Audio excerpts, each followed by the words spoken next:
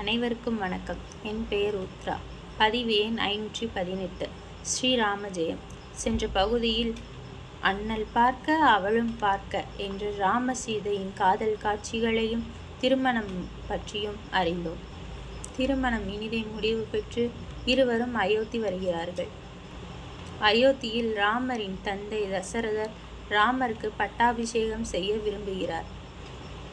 இதனை மக்களுக்கு அறிவிக்க முரசு மூலம் ஏற்பாடு செய்கிறார். இதை சூழ்ச்சி செய்ய கூனி அவர்கள் கையேயிடம் ராமபிரானுக்கு பட்டாபிஷேகம் செய்யக்கூடாது என்று சூழ்ச்சி செய்கிறார். நல்லவளான கையேயி தீயவளாகிறார். கையேயி தன் கணவர் தசரதரிடம் சென்று 2 வரங்கள் கேட்கிறார். முதல் வரமாக தன் புதல்வன் பரதர் இந்நாட்டை ஆள வேண்டும் என்றும், 2வது வரமாக 7 வருடங்கள், அதாவது 14 வருடங்கள் ஸ்ரீராமர் கானகம் செல்ல வேண்டும் என்றும் கேட்கின்றார். தசரதரும் ஒப்புக்கொள்கிறார். தசரதர் ஸ்ரீராமரை அரண்மனைக்கு அழைத்து தான் ஒப்புக்கொண்ட 2 வரங்களை பற்றி ஸ்ரீராமரிடம் கூறுகிறார். இதனை கேட்ட ஸ்ரீராமர் தந்தையின் கட்டளையின்படி நான் கானகத்திற்கு செல்கிறேன் என்று கூறுகிறார்.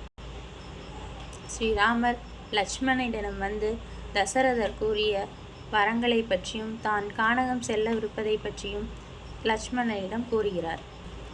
இதனை கேட்ட லட்சுமணன் தானும் உடன் வருவதாய் கூறுகிறார். நீர் உள எனின் உளமீனும் பார் உள எனின் உளையாவும் பார்ப்புரின் நார் உள தனு உராய் நானும் சீதையும் ஆர் உலா எனின் உளம் அருள்வாய் என்றான். அதாவது தண்ணீர் உள்ளவரைதான் இளமும் மீனும் உயிர் வாழும், அதுபோல் நீர் உள்ளவரைதான் நானும் சீதை பிராவும் உயிர் வாழ்வோம்.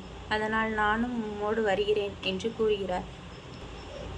ராமபிரானும் தம்பி கர்மா சக்தி மிகுந்தது, சரி வா என்று கூறுகிறார். பிறகு சீதையிடம் சென்று தான் கானகம் செல்லவிருப்பதை கூறுகின்றார். சீதையும் தானும் உடன் வருவதாய் ராமபெருமானிடம் வேண்டுகிறாள். ராமர் சீதாவிடம், சீதா, நீ அங்கு வர வேண்டாம், அது வெப்பம் மிகுந்த காடு என்கிறார். நின் பிரிவினும் சுடுமோ பெருங்காடு என்றாள் சீதா. சிங்கம் புலி இவற்றில் என்னை காப்பாற்ற முடியாத அல்ப வீரரா நீங்கள்? என் தந்தை உங்களை தவறாக எண்ண மாட்டாரா என்று கேட்டார். மேலும் ராமர் இருக்கும் இடமே அயோத்தி என நானும் வருகிறேன் என்று சீதா கூறினார். சரி, வாங்கள் புறப்படலாம் என்று சீதாவும் ராமரும் லட்சுமணனும் கானகத்திற்கு செல்கிறார்கள். இதனை அறிந்த மக்கள் அனைவரும் சோகத்தால் தாக்கப்பட்டு அழுதார்கள். ஒரு அறியா பிள்ளை அழுக மற்றதை என் சொல்ல, வள்ளல் வனம் புகுவான் என்றார் கம்பர். பெண்களின் கருவில் உருவம் கூட பெறாத அந்த உயிரும் கூட அழுதது என்கிறார் கம்பர். இவ்வாறாக மூவரும் கானகம் செல்லும் புறப்படும் தருவாயில் சுமித்திரை தன் மகன் லட்சுமணனை கூப்பிட்டு, யாரோ வரம் பெற்றார்கள், யாரோ காட்டுக்கு செல்கிறார்கள், நீ எதற்கு காட்டுக்கு செல்ல வேண்டும் என்று தன் மகனை கேட்காமல், நீ தம்பியாக அல்ல தொண்டனாக செல், ராமரும் சீதையும் தான் உன் தாய் தகப்பனார், அவர்களுடன் நீயும் காட்டுக்கு செல், அவர்கள் மீண்டு வந்தால் நீயும் திரும்பி வா, திரும்பி வரவில்லை என்றால் நீ அங்கேயே மடிந்து விடு என்று தன் தாய் பாசத்தை கூறுகிறார். அவர் ஸ்ரீராம பிரான் மேலும் லட்சுமணன் மேலும் இருக்கும் தாய்ப்பாசம் அழகாக ஸ்ரீ கம்பரால் எடுத்துரைக்கப்பட்டது. இவ்வாறாக பயணத்தை மேற்கொள்கின்றார்கள். பயணம் மேற்கொண்டு 5 நாட்கள் பிறகு தசரதர் மிகுந்த மனக்கவலையுடன் இருக்கிறார். அவர்களின் மீளா துயரத்தை தம் மகன் ஸ்ரீராம பெருமானின் பிரிவு அவரை மிகவும் கவலைக்கும் உள்ளாக்கியது. கானகமே மிக விரும்பி நீ போகின்றாய், நீ துறந்த வளநகரை நான் துறந்து வானகமே போகின்றேன் என்று சொல்லி உயிர் துறந்தார் தசரதர். இதனை அறிவிக்க பரதரும் கானகத்திற்கு செல்கிறார்.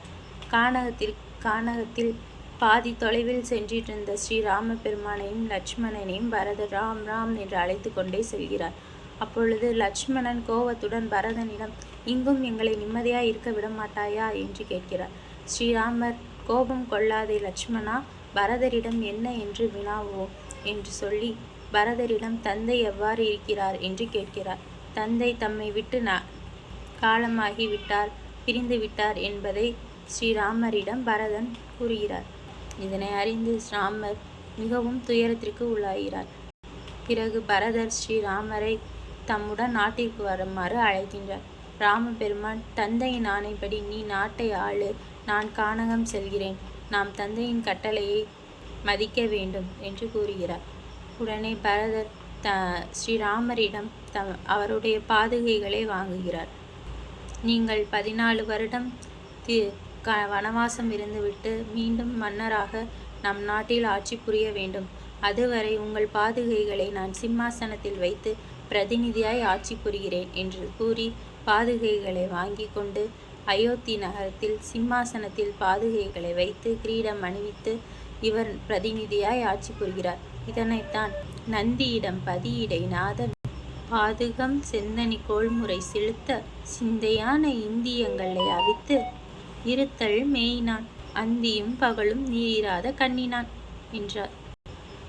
இவ்வாறாக ஸ்ரீராம பெருமான் தந்தையின் ஆசையை, தாய் கையேயின் ஆசையை நிறைவேற்றுவதற்காகவும் தந்தையின் கட்டளையை நிறைவேற்றுவதற்காகவும் தம்பிக்கு விட்டு கொடுத்து தான் கானகம் சென்று தன் உயர்ந்த உள்ளத்தை வெளிப்படுத்தியிருக்கிறார் என்ற கம்பரின் வர்ணனைக்கு நிகரே இல்லை. ஸ்ரீராம பெருமானின் கருணைக்கும் எல்லையே இல்லை. ஸ்ரீராம் ஜெயராம், ஸ்ரீராம் ஜெயராம், ஸ்ரீராம் ஜெயராம். நன்றி.